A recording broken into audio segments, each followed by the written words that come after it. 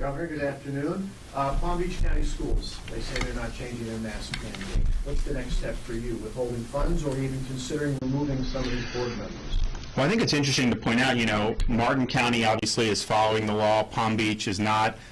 Martin County has lower infection rate for their students. And so, at some point, you got to look at the data here, and to take away a parent's right and performance isn't as good as it is in other. This Board of Education is going to go. This is really something that the politicians are doing. I think a lot of it's very political. My view would be some people really want masks, some people really don't. It would be unfair to people that really want their kids in masks to ban masks and not let anyone have it.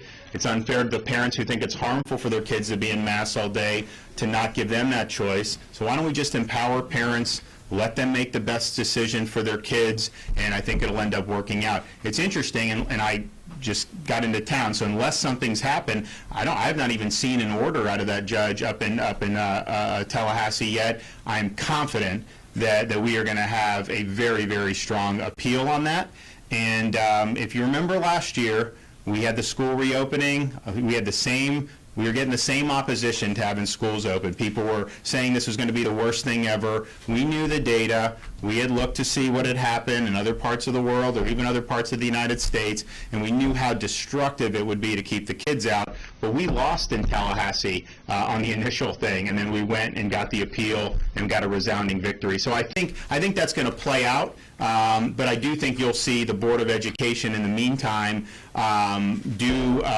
discipline the politicians similar to what they did in Alachua, and really do that. But what I've said is, look, it's not the kids' fault. It's not the teachers' fault on any of this. This is more of a political dispute. So they're going to focus, I think, what they're doing on the politicians and not do it in any ways that affect the students.